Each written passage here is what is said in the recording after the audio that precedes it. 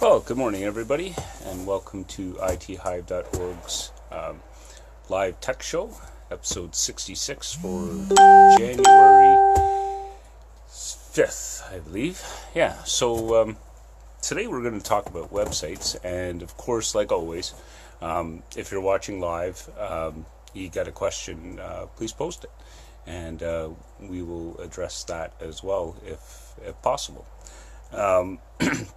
And if you're watching the recorded version of this and you have a question or comment, then, by all means, post it where you're watching it, and I'll get back to you. All right, so the reason I am talking today about websites is that, and I've done a show on websites before, but it's come back, right? I'm always seeing people struggle with this, and throughout my entire IT career, I've seen people have major issues around their websites. And the reason I wanted to do this was that all of these things are avoidable, of course, right? So the things that are important about websites is first the makeup, the things that you need to be in control of for your website, the security of your website, right? Protecting your website from errors or anything like that, and having control over your website. Okay, so first off, the components of a website. So when you have a website, you have a name, right? And in our case, ITHive.org, right? That name, you need to own that name, okay? And you own that name by registering it with a registrar, right? Okay? So that's one component, owning the name. The second component is you need to buy some services, some space where that website is going to exist. So you can think of it like this, the name component would be your address, right? Like your address of your house, right? The hosting component would actually be your house, okay? You need those two things, all right? Now I'll jump a little bit over to the control aspects of this. I've seen lots of people make mistakes on this front where the registration and the hosting accounts, they end up in a situation where they're not in control of those things, okay? And I think it's one of the many reasons that for ITHive.org, we never put us in the middle of that relationship. Everything we do, we give the client direct control, right? Because we don't want to have clients because they are worried about they can't go anywhere, right? So we set up everything very flexibly. We only want clients that value the service that we're offering. So we don't set up things to, force that relationship. And that's the way all IT should be done, right? The client needs to own what they're owning. It's part of their business, right? So you own a business, right? You need to own the rights to your name for your website, and you need to own the hosting platform, and you need to be in control of those things, right? Now, the construction of that website is another very important aspect here, is that there are some platforms that are usually the cheaper ones, right, where you can spin up a website, anybody can do it. But here's the thing, you put time and effort into this, right? You're not able to move that website anywhere. And that's a problem, because once you're tied into a solution and you can't go anywhere else, right? Usually, not always, but usually what happens is the business providing that service to you, they either are not very good at responding or providing service, right? They could be a source of frustration and all that stuff, and then you're in a situation, well, I can't do this, and I can't do that, and I can't do this, and you can't move your website neither, right? So very important to go with a provider where you can move stuff, okay? And just to be clear, ITHive.org is not a hosting provider, okay? We act as consultants, right? Business advisors, helping people manage the pitfalls of technology. That's what we do, right? So we definitely don't steer our customers in any of these kinds of situations, right? We feel very strongly about it. We don't want our customers to suffer. All right, so that's that aspect. So once you have your domain name and you own the rights to that and you're in control of that and you have the hosting platform, and again, you have access to that and you're in control of that, right? And anything on that hosting platform can be moved to another provider if you want, right? It's all good, okay? Now, here's something that it frustrates me no end. A lot of website developers don't do, or they do, but they can't articulate it properly to their clients. Just because you have a website, right? It is, again, something that is tied to the internet, right? And it must be protected. So part of your hosting package is you should do two things. You should have some kind of antivirus protection on it. And a lot of the better hosting providers will have that kind of service. You should have also an automated backup of your website as well, okay? Backups are always the saving grace in anything, any disaster, right? If your website gets hacked, despite the security you have set up or whatever, and you have regular backups, right? Then you can go back, right? So that'll work, all right? So anyway, we have all those things, and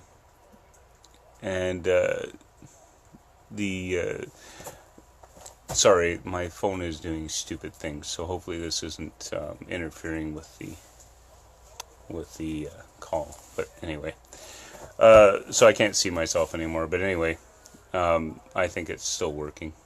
I can see myself in the background. So where were we?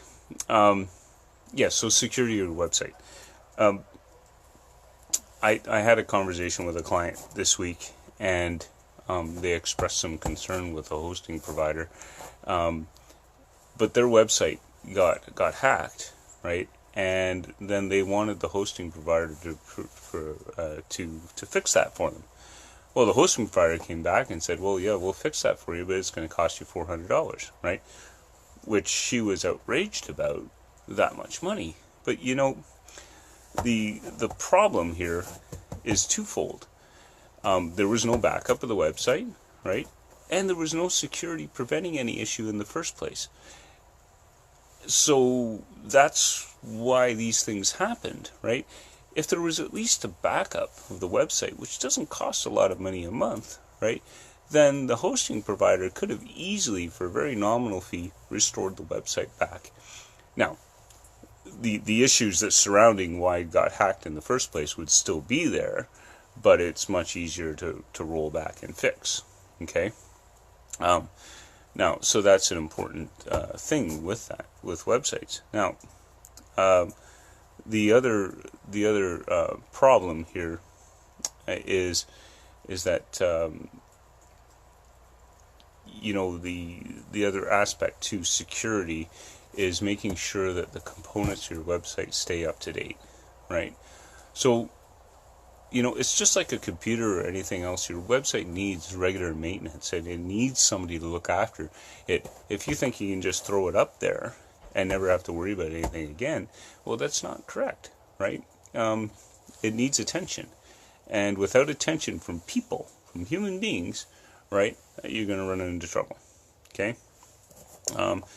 So that's very important there. Now, one last thing about security.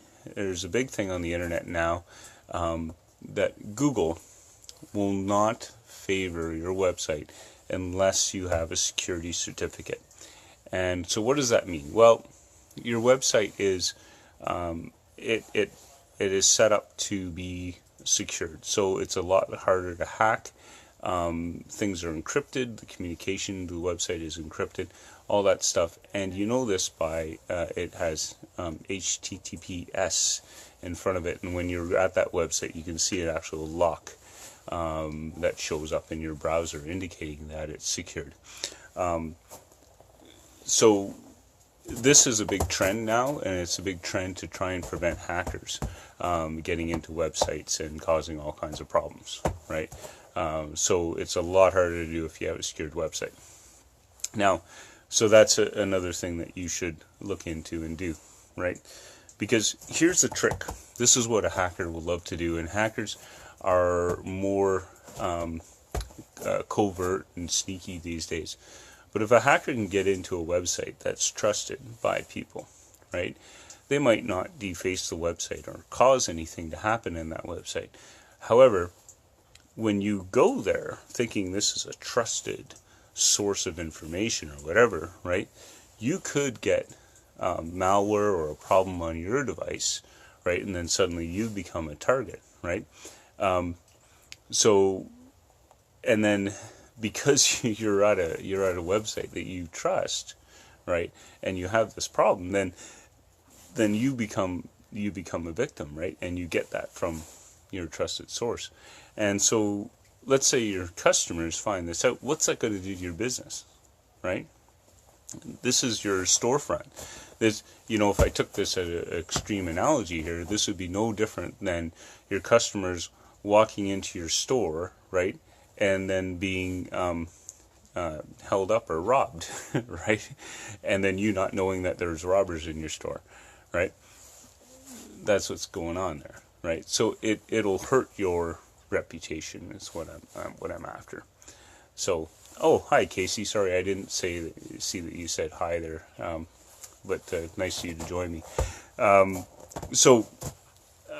The thing there is that this is what will happen. And I think that is about all I had to wrap up. So just in summary, okay, your website, right? You as a business owner should have control of that information. You should have the user IDs and passwords for your and you should get all notifications. Okay, it's okay that your tech provider gets notifications too, but you should get them as well, just in case something happens with that relationship. So you should own the domain name and have control over that domain name. You should have control over your hosting platform. Whoever is hosting your website, you should be able to move that website to another hosting provider without any issue. You should have security on your website. You should have a security certificate for your website. You should have backup on your website. Okay? And lastly, you should have somebody looking after it on a regular basis. If you're not doing it, somebody else should do it. Okay? Those are the things that you need to have a website, right? Hopefully this little talk will be helpful to educate people so that they don't get into these traps, okay? It's very unfortunate, and some of these problems that you could enter into by not taking care of these things, some of these issues you could cannot be recovered from sometimes. So I've seen lots of disasters out there, and I don't want other people to go down this route. So that's why I'm doing this call here. So anyway, that's it for today. I think I'll probably reach the end of my time, and we will talk next week, Saturday at 10 in the morning. If you have questions, suggestions, comments please post them and ask. Right? If you have subject matter that you'd like me to go through, you can do that too, as well. And we'll talk to you all next week. All right? So once again, Happy New Year to everybody, and I hope 2019 is successful and happy and prosperous for everyone out there. All right? See you, and we'll talk to you next week. Bye.